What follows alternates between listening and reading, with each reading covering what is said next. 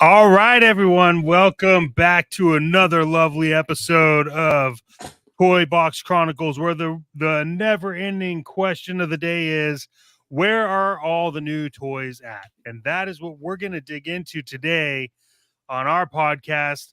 Mr. Alexander Storm, my sexy, gorgeous co-host. How are you doing, my friend? Doing all right, brother. Good toy evening to you. How you doing, man? I'm fantastical. That's a great toy evening to you as well, sir. So we got a couple questions we got to answer, and that's going to be the topics of the day. And as what's going on with toys at retailers? Is toy hunting going to die? We don't know. We'll find out. And then McFarlane Toys just hit us with the gold label Batman White Knight Batmobile. That is a big tongue twister, and who knows? We might even have another topic that we just don't want to F and tell you about. So, with that being said, there is one important thing, and I really wanted to talk about it. And I think what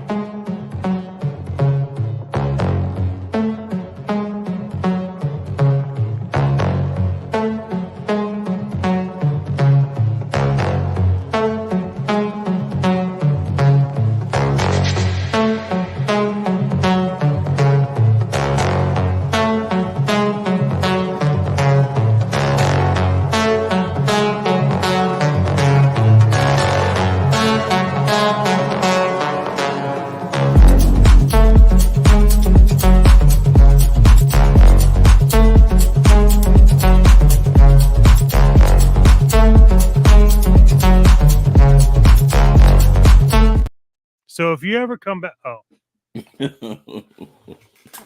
oh man, yes, yeah. Must have been meant not to be told, brother. Yeah, I guess no one's ever gonna know what we were talking about when that was playing.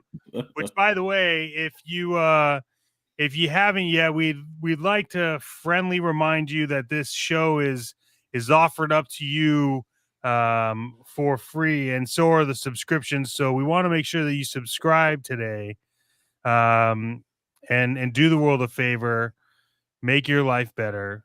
Subscribe for free because we're not charging you.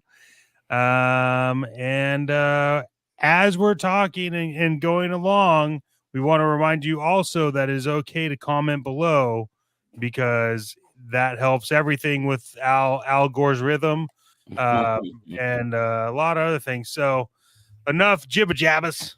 Let's get into it. Let's go.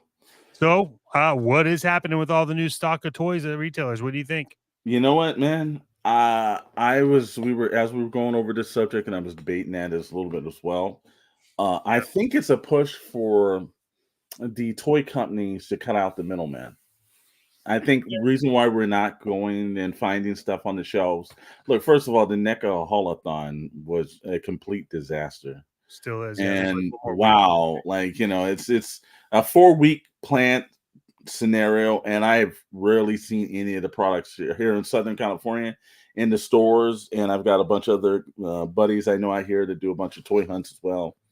It's not getting there, and I'm thinking that Target did this along with NECA. Now this one's not so much to push them out. It's going to be, I think Target just wants you to order things online. They're intentionally not stocking stores because they're trying to compete with the Amazons of the world. And online commerce is very big. And the same thing with Walmart. Sometimes a lot of these G.I. Joe classifieds, I have not seen any of the Night Force waves in any of the stores. And I see a lot of the retro stuff, the retro cardback stuff is there. I haven't seen that one Night Force at the store at all.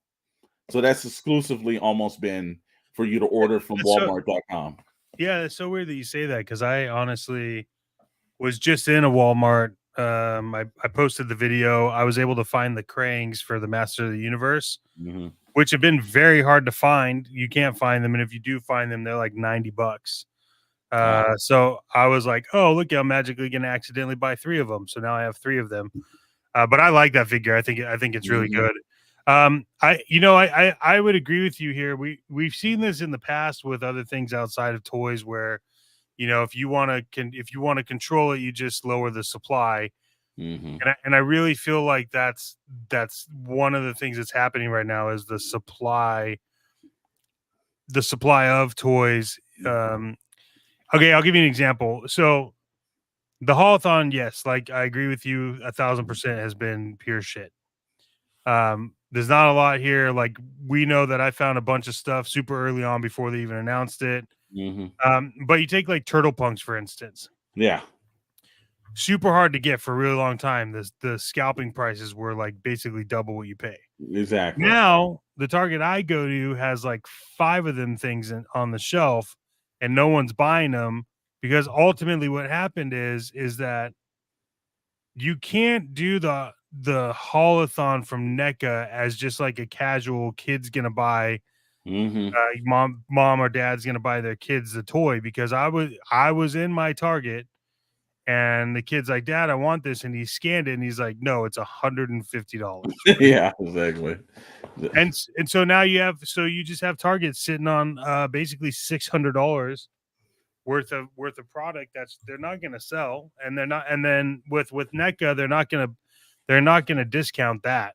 True. That's a main property. They're not discounting that. Well, at one point or another, Target's gonna, but it's not gonna go for like it's not. You're not gonna walk into your Target and see it for $29.99. That's not getting discounted. I can see it knocking down to maybe 125, 130, and then it goes away somehow in the back. But yeah, I do think that's the same exact. Now, I still haven't seen the Turtle Punks anywhere still in any Southern California store yet. So, and again, there's a certain point where just a lot of stuff I know right here where I'm at, a lot of stuff goes online. You normally order that stuff off Yeah. and it gets to you. It's not like they're really jumping through major. Well, if you this is how bad it is. If you were going to do a convention in California, I would go buy these 4 turtle punks and ship them overnight to you because you could just make a killing if you were at a convention with them. Yeah, exactly. Because they're still highly sought after. Yeah, they're highly sought after. You can't find them, but they're also, for me, like I had like 4 of them, and then I returned them all except for my personal one because it's like they're too readily available where I'm at. That doesn't mean that if I like am on Whatnot or whatever, and someone wants it, I wouldn't sell it to them. It just means that And again, I reiterate, you're not finding those at Ross's. They're not going to pop up at the Ole's. They're not popping up. That NECA stuff is not popping up at those stores.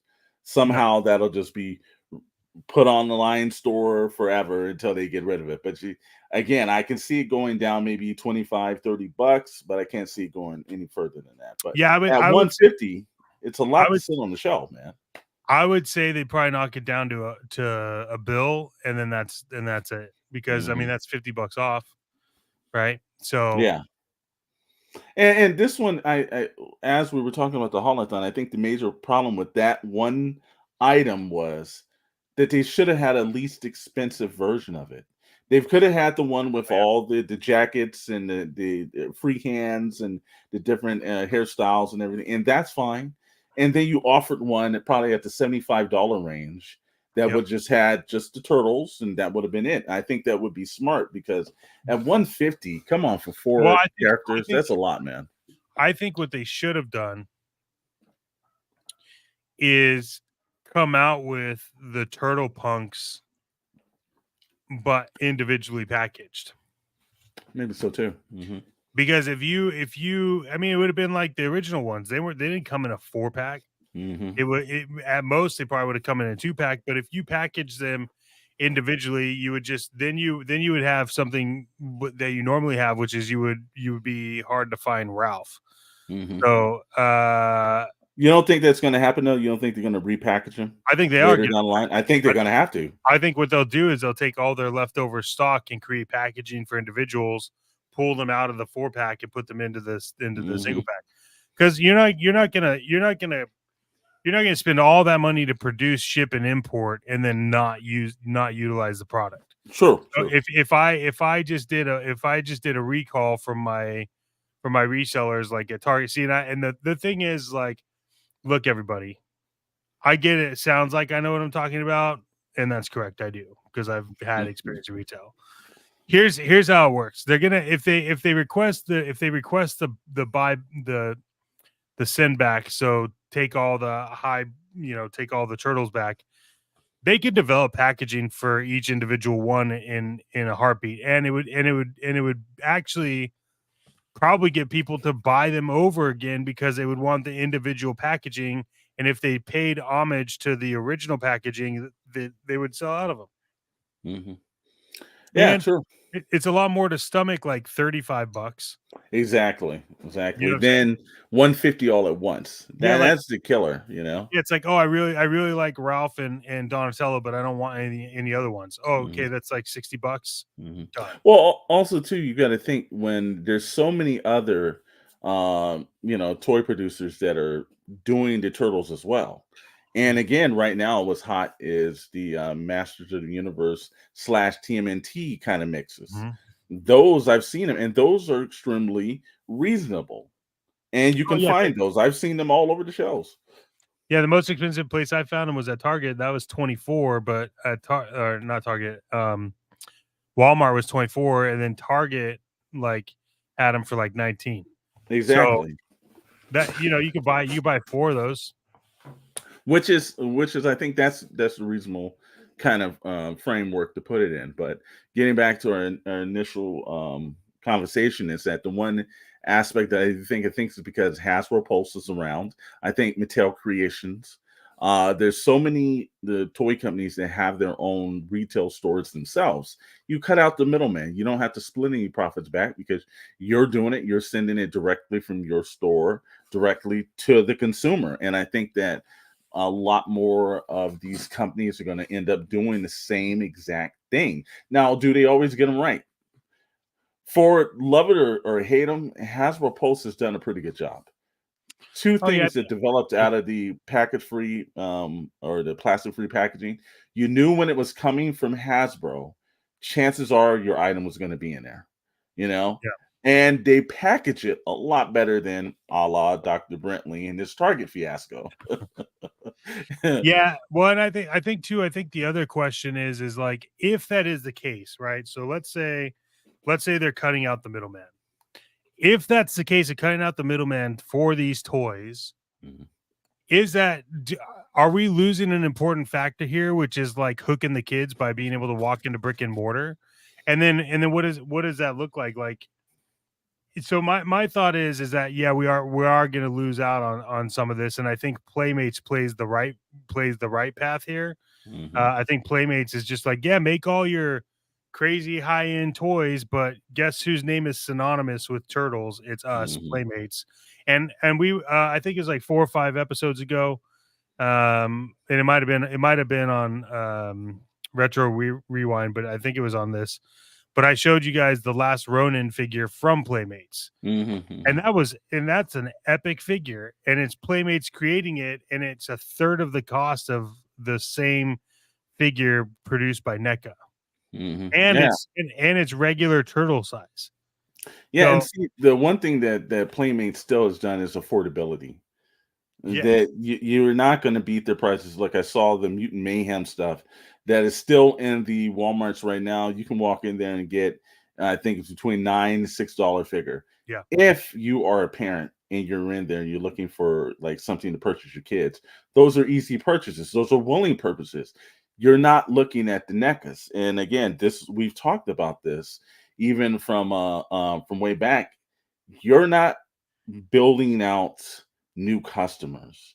You're trying to maintain your older clientele who is eventually leaving the toy collecting community, whether it's natural causes or anything else.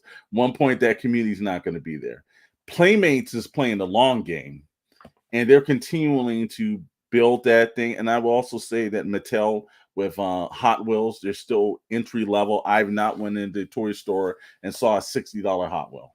It's yeah, like it's made to keep hooking in that young audience. And I don't know if the addictive factor, because there's two ways. When you're walking in the store, kids are very visual. They see something, they want it. Now, I know a lot of kids now are using cell phones and using computers a little bit more, but I don't know if that grasps them in the same way to order something online, have to wait for it to ship. They're very one-minded. They want it now. yeah, If they're walking in a toy store and they see it, and you're down the aisles and it's rightly there, it's in their face. That's going to be the factor of how well they want. And then they may wait for something for Christmas or their birthdays, Yeah. but I think they're Well, playing a very bad game with everything online all the time. honestly, we talk about them all the time, but I will tell you, the one company that knew the psychology of kids and toys was KB Toy Store.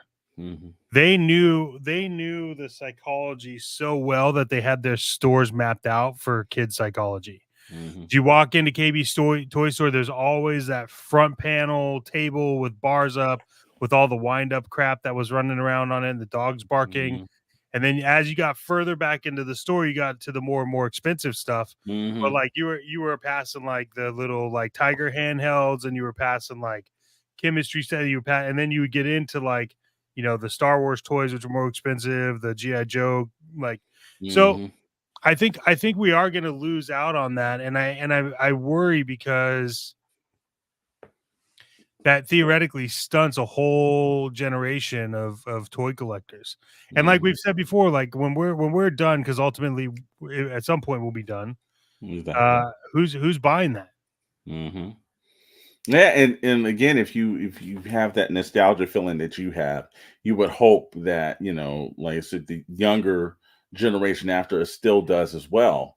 I look at things like I have an older nephew that's in his mid 20s now, and he still remembers the Turtles and Power Rangers and everything. And Yep. he has a lot of his old stuff that he had back in the days, and that was a fan that they've hooked, and now he sees a lot of this nostalgia stuff for him, and now he's like, wow, it's like I didn't even know they made that.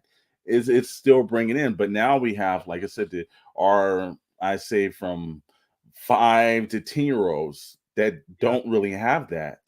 So I think that they're, again, I don't mind that you're moving certain items to online, but when you start thinking that you don't need the retailers to constantly sell your stuff, I think you're going to put yourself in a bad scenario.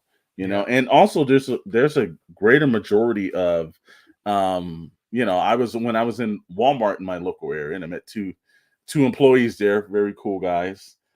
They were on their lunch break and they were looking for retro TMNT. And I would say they were probably at the aspect of between 17 to 20. They were looking for it at the store they were in. They were looking for the Okay. store. They were on the lunch breaks and they were like, hey, let's check this out. And I thought that was extremely interesting because, like, this is your next high-end retailers. And I think they're ignoring a certain factor of people just wanting to have the toy hunts. It's like toy hunts is the thing. I know there's some professional guys out there that drive around the 10, 15 stores, and it's like they got their checklist and everything else like that. And I think that brings a lot of goodwill. I think a lot of these YouTubers that are doing toy hunts only shines a better light onto your companies. Yeah. It's not like they're taking away from there and actually enhancing it. Because I've noticed that, like, over the last 2 years, the toy hunt videos have dropped like majorly. There's a bunch of videos all over the place. People consecutively going, and I think there's a point in society where you want to watch someone actually go through, and it's like, wow, they got that at Walmart. Oh, wait a minute, that's my Walmart. Hey, I'm gonna head over there tomorrow. It's a whole thing of community that I think they're losing on. Yeah. So I don't know.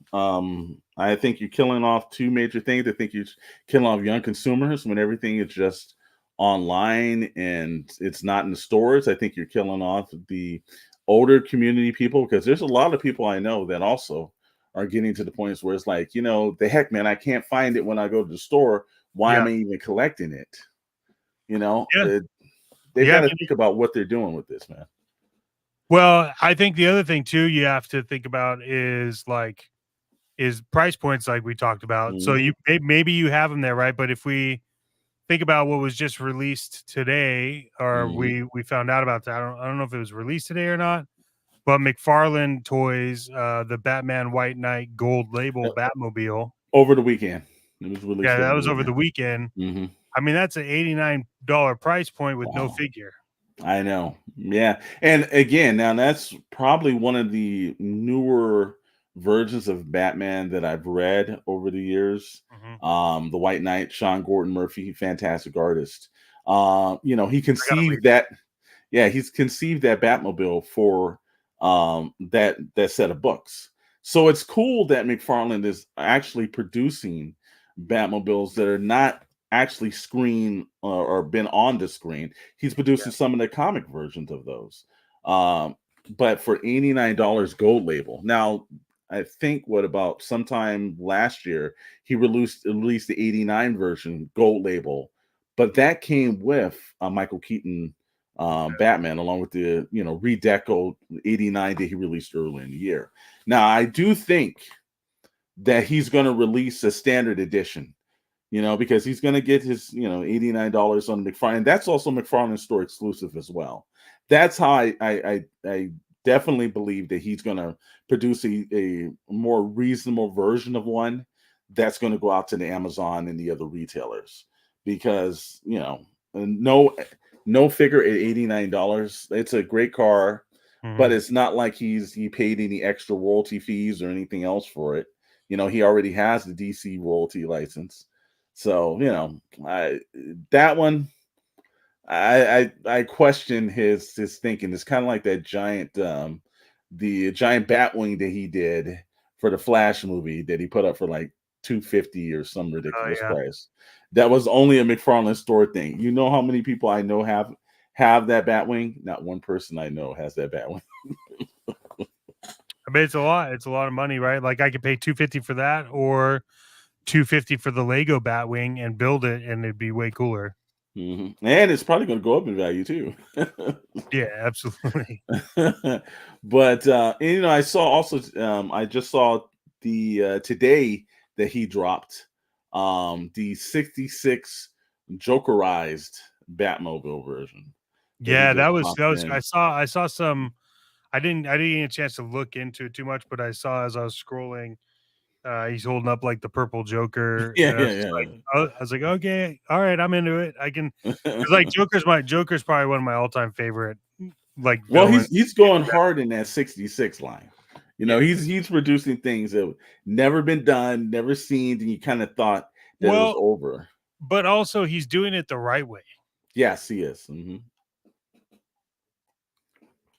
Most definitely. I think that he's been producing. I think he did also a Burt Ward as Nightwing version. So if like Burt Ward had actually went out on his own and became Nightwing in the 66 version, there's some very interesting characters. So King Tut, I've seen so many characters that I never thought that we would get to see from Yeah. that line. And I'm also amazed that McFarlane is actually doing that. And when they had the DC Direct license, they didn't do that. So it just goes to tell you that there's a willpower and a thought process that he's into. And Mhm. I was talking to Dr. Brentley earlier, and if there's a couple of things that I want to see him do with the whole Batman scenario, I would love for him to, if he's carrying on these designs from the comic books, start Yeah. doing some of the other Batmobiles from the comics. Oh, You dude, know, so like I want to see the Norm Brayfogle version. I was that'd be this, epic. There's also there's Jim also Lee did a couple of versions. there's also endless bat vehicles. I don't want hmm to say mobiles, but there's endless bat vehicles just in the Batman Incorporated series. hmm You got I would Batman in love to see him Japan, start doing Batman. some of the skewer ones. Yeah, like I said, if he's taking any requests, like go through the multiverse, start giving us some way crazy. I want to see the 1930s Cadillac one with the big Oh, bat for on the the TV front of show. it. Yeah, Yeah. just give us or from the old serials. Give us some 100% ones. Yeah, start doing some of the animated ones from the Also, 70s and 80s. whoever the first company is to produce an actual Batman bat belt that has functioning things in it is going to sell out. I'm I want to surprised. I want That to see. sounds like a diamond exclusive kind of thing, back in the day, Yeah. you know? Yeah, sure, but whatever. Someone needs to make it, and then it becomes massive. So But yeah, I most definitely think that's what he should be pushing towards. And again, like I said, again, the one thing that we can say about McFarlane is he has a passion. for the stuff that he does. He doesn't do anything by accident. He's normally very just craftful and mind thinking in the point of what's the next thing that's going to go from a line. And that 66 line, I thought, well, he'll put out, obviously the Adam West and Burt Ward and a couple of those characters, and then he'll move on to something else. I did not expect this line to Yeah. last as long as it has, and I'm shocked. And he's just now getting started with some of the animated stuff, so I've got a feeling that we've got a long history of that stuff popping up too.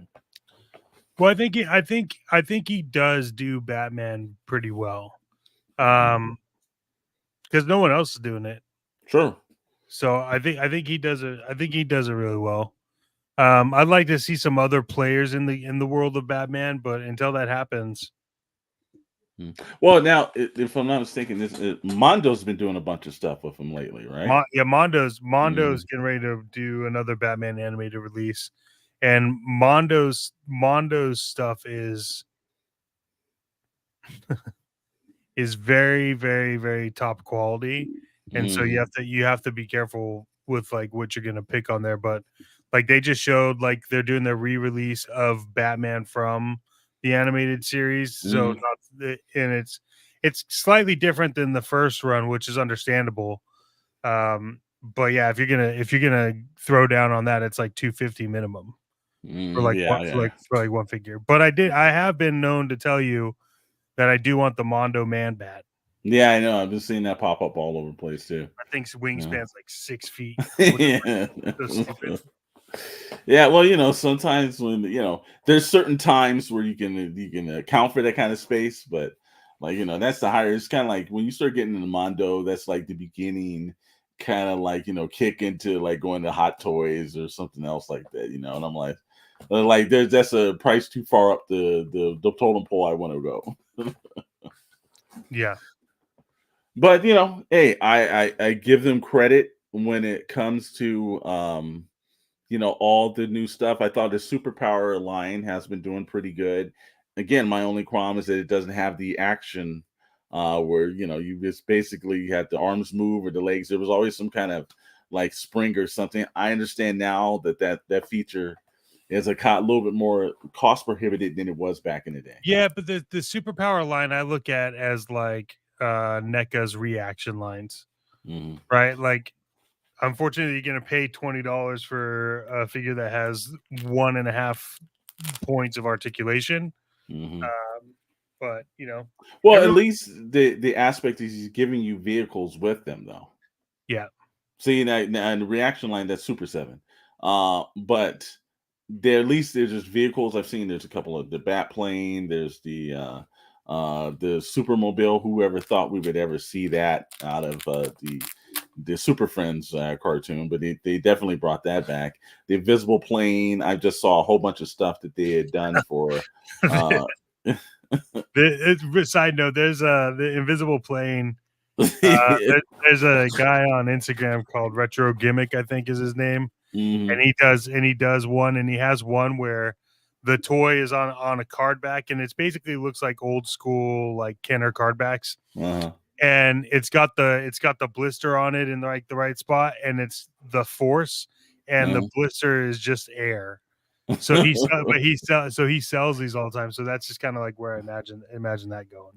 Yeah, well, again, it is, he's produced more stuff. I know he's coming out with more stuff for that line. You're right. I think he's the one principle that you're going to get the unexpected from McFarlane. That's the one good thing is that, if you think it's like, oh, but he'll never do that. Oh, give him time. It's coming. He's going to do it. And I think that's the thing that McFarlane Toys is rarely one of the few companies that's about the actual consumer.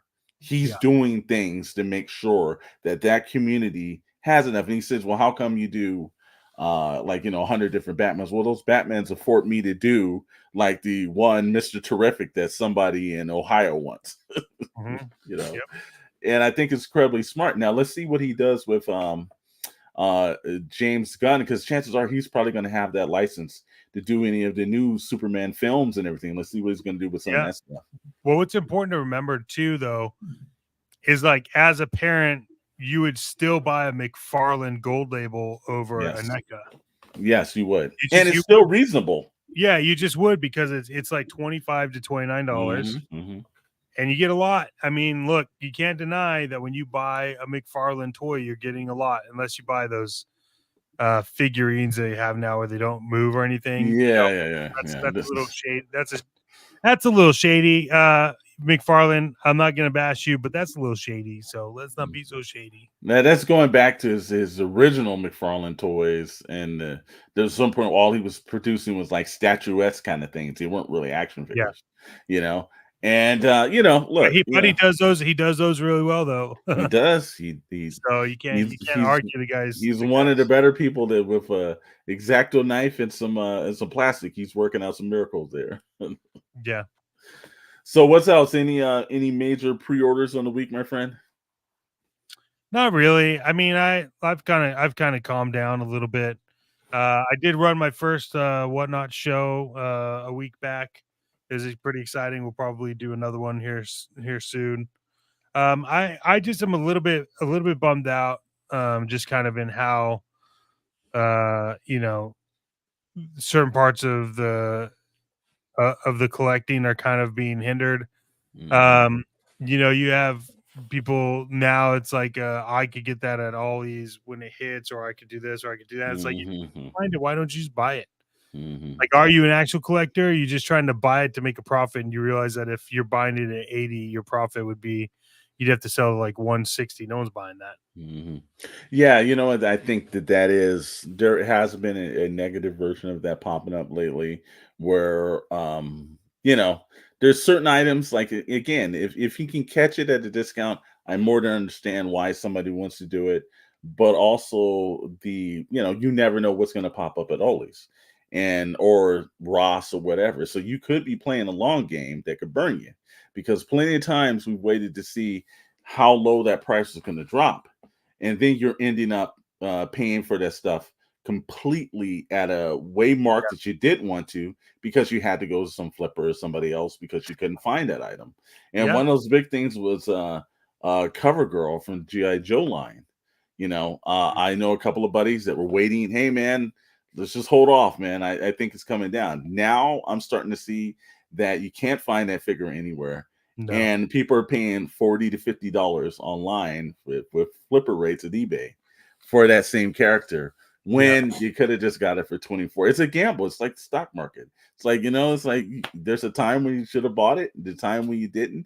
And if you get lucky and you walk in and you find a wave in Ollie's or Ross, hey, you were lucky, but you shouldn't yeah. expect everything to fall off like that either.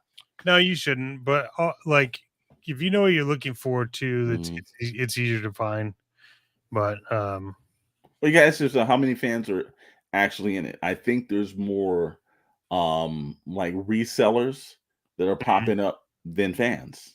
It's hey, there's some it's kind of like, it's like the shoe game.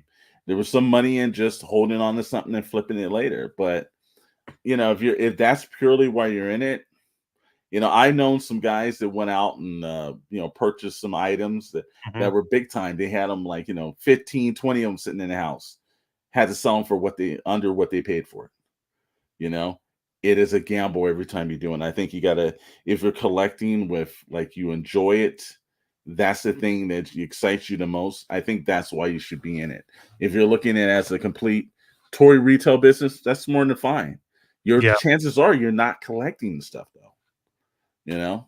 But to try to see like, all right, what's the, you know, when should I pull the trigger on something?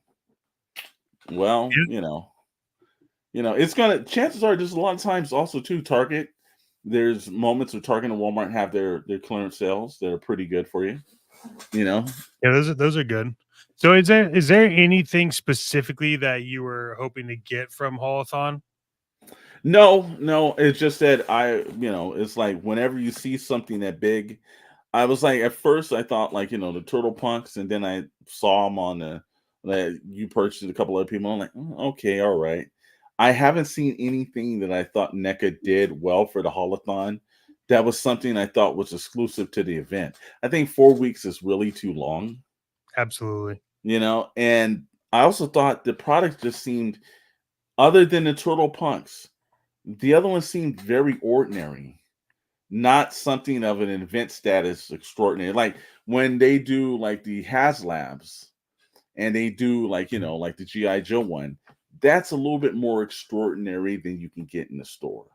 You know, Yeah, NECA didn't do that to me. And same thing, like I said again, a lot of people are bashing on the Super 7 right. You're not going to get the Cat Slayer in the right. stores, but that item was fantastic. That's what you do a main event for. Yeah. Well, yeah. I mean, look, I just feel like I feel like there's. I don't want to say it's a lull, and I don't want to say that we're. I don't want to say that there's something missing here, but I think if you're a true collector and you had to decide between, so you had $250 to spend, Hmm. and you had to decide, do I want to spend $250 on a modern era toy that looks cool, or do I want to spend $250 on a vintage toy that I know is cool that's hard to find? So like my pet monster right here, right? Hmm. I think I paid like 275. But he has like the cuffs, he has everything. And the point of that is that I could use that money to buy any kind of like modern thing, but as Hmm. as a collector, as someone who's in the generation that you're losing, okay, that's where my money goes. And so that's gonna always be around, whether it's on Whatnot or eBay or whatever it is. And so I think we're in a very fine line, and I hope to see it kind of tilt in the favor of the comedian and yeah, I think it's good. Well, yeah, I think you're right. I think we are in a lull at this moment only because of the fact that the events. Looking at, I've noticed it seems like some of these companies are ramping up. I think for just San Diego Comic Con. I think Oh yeah, that's what they're absolutely. they're because you can see there's a low right now. Like earlier, like look, this when if we had to do the mid-year report card of Yep. who's killing it, you got to say Hasbro with the Marvel They, Legend line. yeah, they're nailing They it. have been killing it all this I year. mean, we talked about this. You and I weren't Legends people, and we've No. pre-ordered how many now? Oh yeah, way too damn many. And So I think that the summertime, because look, one, Super 7 has been really quiet. A lot of these companies have been really kind of quiet right now. And I truly believe that San Diego Comic Con, we're going to see that week, we're going to see a slew of stuff dropping because I think that they're anticipating a major flow. And I think they want to have big presentations for well, those types of how situations. much do you think? How okay? So I believe you, but let's get conspiracy theory here for a second. Okay. How much do you think that is an influence on release? Like, do you think that there's a and I'm only asking because you for sure have more experience at Comic Con than I do in terms of like having a booth and having something Okay. to sell and something to Mhm. be. So this is kind of along those lines. Like knowing that Comic Con's basically losing Hall H because no one in the movie industry Mhm. wants to go to Comic Con. Comic book stores can't really fill up the back walls of Comic Con because they don't exist anymore. Mhm. So how much influence do you think Comic Con has saying like, hey, look, Hasbro, Mattel, save all your good shit for Comic Con announcements and you'll get either like a good deal on a booth or you'll get some version of something, right? Like, do you think Mm, that's possible? Do you think that's going on? I don't think that's going on. I think is that, they know bigger is better. And I think Okay. that when they have an opportunity, like again, we're talking about the retail versus online space. But Yeah. when you're going to Comic Con and you're starting to see like they let's say a couple of years ago last year they did Jurassic Park gates and they had a huge display diorama for this thing that you could actually see it and everything else. They had if I'm not mistaken, they had the Cat's Lair last year They did. and you can see a huge display. Yeah. I think you're right. I think Comic Con's having a major shift problem that they should have anticipated. But the people that run that convention haven't been running it like a true business. and they thought the sheer power and nostalgia was going to help them. That's not going to help in the marketplace. Either No, you're relevant until you're irrelevant, and that's what's well, happening right now. it's also like, let's be clear, like San Diego Comic Con is kind of pricing themselves out of business. True, Because true. like you're gonna go to San Diego Comic Con, it's a cluster F to find a Mhm, hotel room. You mhm. spend $300 on your tickets, travel, all this other stuff, only to go and be disappointed because no one's there. And it's like the glory of Comic Con was when you had, I mean, let's be honest, Marvel drove Comic Con for a really long time Yes, they did. because of just all the movies they were coming out, especially when it was in the very beginning. Like it was like, I'm gonna go to Hall H and sleep overnight just so I could get in to see the Marvel announcements. But that's what I think they went awry with. Look, Yeah, you became Hollywood's shiny toy, and Hollywood has found something else. And it's like, it's obviously that's the way they're going to do it. You always need to make sure that what you're doing, whether you're in, if you're a toy store, then you better do toys. If you're like, a movie theater, you better make sure that movie, you don't want people just coming in for the popcorn buckets and everything else. So you want to make sure they're coming in for the films. You've yep, got to keep the core of the business, what you're doing, at the forefront. No matter how big you grow from something else, it's yeah, got to be the core. And what happened with Comic Con is that all the side stuff from Hollywood became big. It was when Conan O'Brien was doing his, yeah. his show He from did a down show there, there, and then he was and like exclusive Funko Pops. and they thought like, hey man, this wave is gonna continuously ride. They never plotted for the future. Now I think it's more, it is getting back to very comic centric, but also I think the modern toy companies have the time and space not competing with Hollywood anymore. So you can see larger booths because at a point they weren't, the booths were getting smaller and smaller and things were getting pushed out for big time Hollywood booths now. And now you're starting to see that, the Super Sevens have like giant displays. You're looking at Hasbro's and all these other companies. Mattel always had a huge display.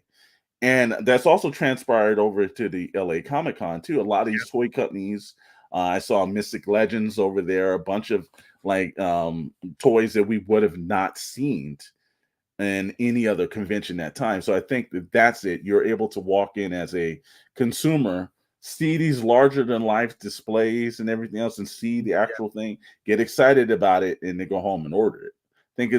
I think that's the way that Comic Con is bringing relevancy back in. Like just like last year they had a major they had the Hasbro Vault that mhm, was like down the street from Comic-Con, and they had like a bunch of original GI Joes. It had, remember I showed you the mask, all the stuff they pulled out from the vault, all these figures and lines that, obviously whatever the Hasbro Vault is, where warehouse they have to store all this stuff from, like, the 50s, 60s, and 70s. That yeah. must be one of the most awesome tours you could ever have in your life. But just Migos, seeing, Migos. because you never think that anyone's saving that stuff, but obviously someone that has was cataloging that stuff, it saves. And when they have events like this, they're pulling it out of their vault, putting it in, and letting people see it.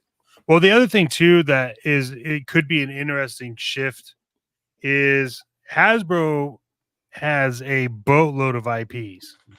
Does. And so they can make Hasbro could make an announcement, like a giant announcement. I talk about this all the time. You've talked about this. Like Hasbro could making an announcement of reissuing and redesigning Mask, the collection, is a massive, it's a massive announcement.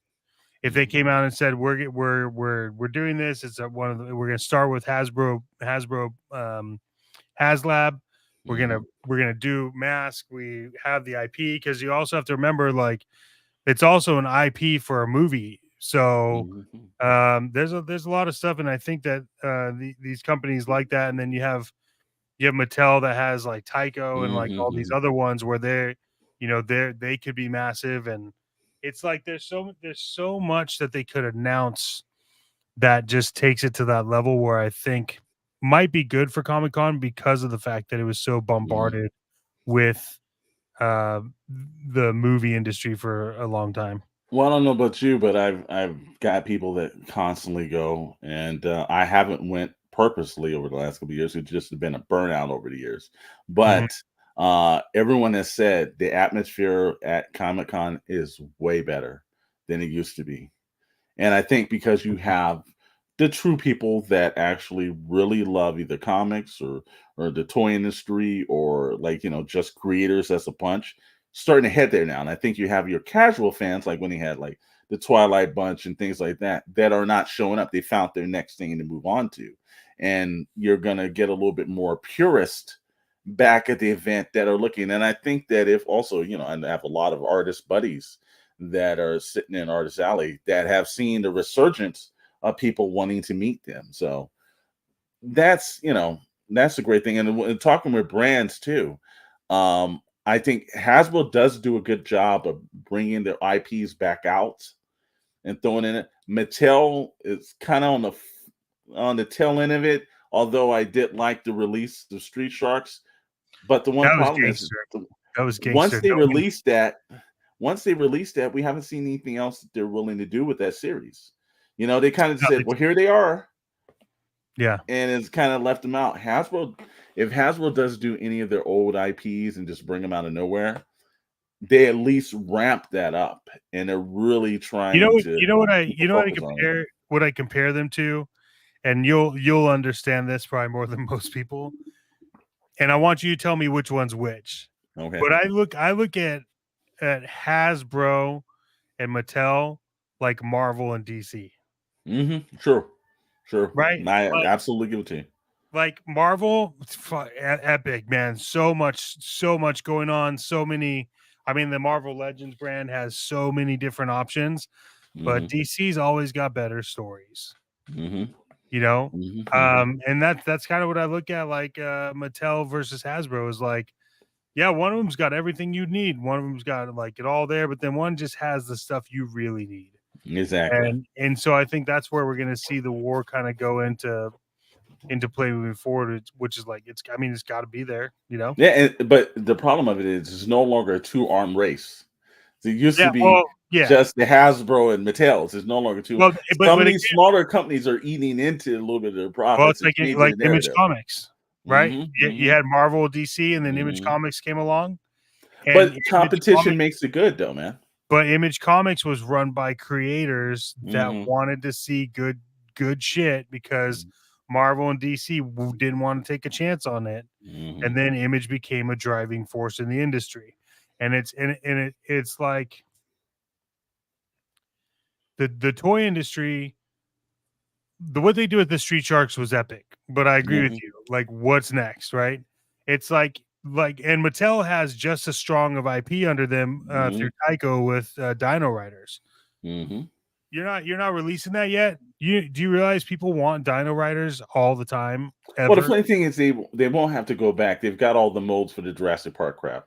It's not like they have to reissue. They could just do like a larger scale Dino Rider figures with all the Jurassic Park Dino molds they have, and it's And cheaper there to you go. save some money. You're testing out the IP on a safe hmm IP. Exactly. No, I would definitely. I also know that if I'm not mistaken, Mistel also owns Starcom, which is making a Yep. huge resurgent online. Every time I turn around, they're showing those cartoons all over YouTube now. Yep. And there's so many different brands that they have. And yet I just think like the narrative, like Street Sharks, like when we wanted to see like I don't remember the cartoon show as well. I do know it's up on Tubi and a bunch of other places now. But like, you could invent like maybe the Street Shark van or something or whatever. There's something that you could add to the lore. There's no vehicles with them. It's just gonna be the Street Sharks, or what are we gonna do? Come on Yeah, with we're some stopping there because you're missing like a lot more of them. So yeah, maybe some specialized surfboards for the Street Sharks, whatever, but just a little bit more merchandise. And they just reintroduced them. They say here they are, and it's kind of like boom, that was it. That was all we I was saw the from them. idiot that bought all of them. Yeah. Uh, No, I think that that's the kind of nostalgia factor that they want to have. But what else are they doing? What else are they going to present with? Where's the story built? Now, Hasbro on the other end, brings out their IPs, and there's a storyline baked in, and they're piping that down the line, and they're trying to get you to go in there. And I think that's what the one aspect between Mattel that's kind of like disappointed me, because one, yes, they do have a lot of IPs, but they just bring them out, drop the ball, and leave. It's the same thing with, I was shocked with the whole Masters of the Universe Teenage Mutant Ninja Turtles collaboration, right? That was something out of the box thinking that I didn't think that company had in them. Yeah. But it's extremely smart. What's the next thing they're doing? Yeah. They've really, it's like the Jurassic Park brand. You've done Jurassic Park, you've done all the movies, you've done everything else. How have they not made an RC car vehicle out of that bubble they drive through the through? I'm just wondering, what's the next thing you do for that IP? What's the next jump that Jurassic we see? Park? Yeah, like, if you're Mattel, I think it gets dropped that no one buys the toys.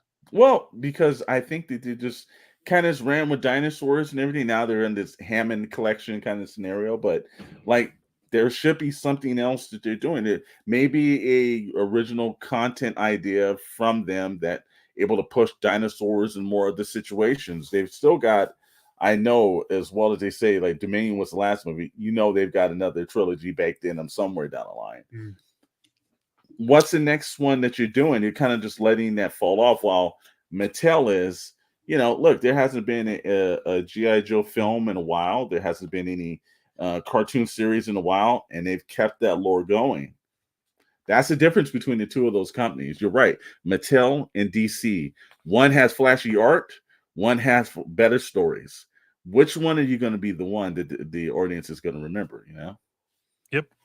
I agree. So, we got some interesting topics coming up, because I do believe that we should do the mid-year report. Like who's killing. We're saying it's Marvel Legends, but maybe we should do a better spotlight on some of the independents along with the bigger companies. Who's Maybe the mid-year toy report? Here's what we should do. Let's bring in our esteemed colleague Chris for a bracket, a fight bracket of the better toy company. Okay. I think that'd be good. I think we'll figure out the brackets. Chris is great at figuring that out. Mm-hmm. But I think we need it. I think it'll be good to have, and maybe it's like who's the best toy company moving forward, who has the whatever it is. Because I think there's a comparison, and realistically, like you said, there are other fish in the sea right now, and so if we could call out some shortcomings and they make adjustments and get better, more power. Sure. I think so. I think we need to have a media report. Yeah. Who gets the A's, who gets the B's. Remember those report cards you used to get? Like mine. I don't think they filled mine out right, because all it did was say F. Absolutely sure. So yeah. But other than that, I think we squashed everything for this week, my friend. Yeah, we are good. We just have channel updates. Yeah. And a few other of notes, but I'm good, man. Yeah, let's go over some of the channel updates. One, I don't know if everybody's been checking out the channel, but there's going to be a special presentation on Friday, because one of our videos did something that we thought was going to take us a long time to do, but we had a video hit 1 million views. Now, that is a thank you to everybody that's watched the channel, that's seen it from day one to this point. We couldn't have made it without people tuning in. So we thank people for that. That's an amazing feat. And I know a lot of people can, that's a club that not everyone can be in. And we're just extremely grateful to be in that one. So that's a huge thank you. Pixel Plastic Inc. on Friday. We're in the tail end of the last of the Star Wars week. Why? Because everyone does 1 week. We do too. So so it's going to be this one. I'm looking forward to Friday's the topic, the best lightsaber scenes. Now that one is going to be pretty good. I'm sure there's going to be a whole bunch of debate on that, because whoever's right, somebody's wrong for that, Oh yeah, absolutely. We've got part 2 of the retro rerun, or I'm sorry, the retrospect Yep. with myself and Dr. Brandon. Indiana Jones part 2. We're planning on a couple of ones. We're going to do a Snyderverse one. We're going to do a Mad Max one. That's fun. Can't wait for Yeah, because we knew that was popping up. A couple other Curious. ones, that we wanted to do. So it's going to be a huge summer with some old friends coming back that we haven't seen in a very long time. So looking very forward to that. What about Retro Rewind Club, brother? Yeah, man. So just pure transparency, between myself and Chris, our schedules just have not been lining up to be able to get those recordings out. But we did talk. We are going to line up a good chunk of time to record a few episodes and then release them. But we are planning on hitting some pretty pivotal years for Retro Rewind Club, and then there's talks about possibly an episode based on like retro toy stores. Okay. We've all had them. There's Mhm. Kaylee toy stores, Toys R Us. There's a few other ones that were specific to California, but Mhm. um, yeah, I'm excited. I'm excited for him. We have. I sent Chris a box. He has a bunch of stuff that I bought him. He bought me some stuff and shipped it. I still have some of his stuff that he needs to open. So, yeah, it's gonna be good. And then moving forward on the channel, also more wrestling content with the Tech Master and Shadow coming. Super excited about that. That's doing Oh really yeah. well. Mhm. And I would love to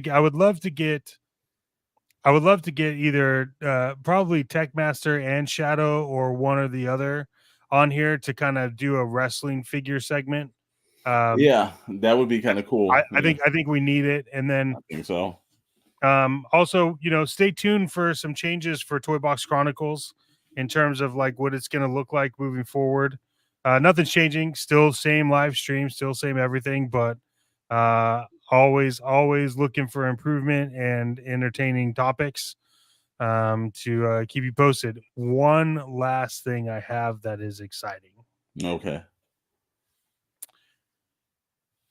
We will eventually be on almost any podcasting application or site that you could think of, Wow. whether it's iHeartRadio, Google Podcasts, Apple Podcasts, Spotify, Podcast Index. I mean, if you could think of it, we're probably going to be on there. Really excited. So if you haven't done so and you enjoy this and you do want to hear us talk more on your way to work, on your way home, in the garage while you're working on stuff, even if you want to listen to us while you're going on a toy hunt, they will have all of the audio only versions of our podcast will be on all the networks, because to watch us, we want you to come to YouTube. Mhm. So yeah, stay tuned for that. The official announcement will come out once everything is done. And some of these podcasts have never been on a podcast network. So excited to release those. Yeah, that's really cool because I've had a couple people ask me, "Hey, man, just sometimes I can't watch you guys live or I can't watch it back on YouTube. Is it a way of listening to it?" And I know that we've been prepping for just not only being on Spotify, being on a couple other networks. So that's really cool. iHeartRadio, Apple Podcasts, those are all big ones, and it's Yep. really nice to have the show associated with that. And that's going to be on all the podcasts, right? That's on the network, So right?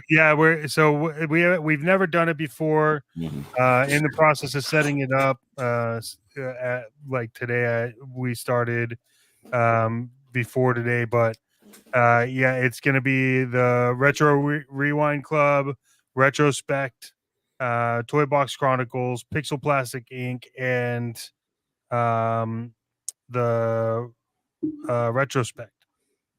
Okay. Oh All no, right. sorry, I already said that. I meant Yeah. the Shadow Crew podcast. So for those of you that have been No, listening got it. forever, we do Mhm. have 33 episodes of the Shadow Crew podcast that will be going up on all of them. And we decided, instead of just releasing them weekly when they're old episodes, we should just put them all up, Yeah. and then you can just listen to them as they go. Mhm. So if you have anything you want to advertise on our podcast, you just let us know. Hit us up, shadownosetoys at gmail.com. Let us know why we should support your product and advertise for you, and we'll let you know that you made the right decision coming to us. Absolutely, man. Well, especially with 1 million views now. Yeah. Yeah, it's we're up there, okay? We're getting up there. We've been working a little hard for situations, but we still have much more road to go, though. We're people persons, so that's what we try to do. I do want to remind everybody, though, please, if you're coming in and just joining us, we are wrapping. But comment below on anything that you've heard in the show tonight that you'd like us to expand on, maybe in the next episode. You know, along with commenting, it's always good to subscribe, so make sure you do that.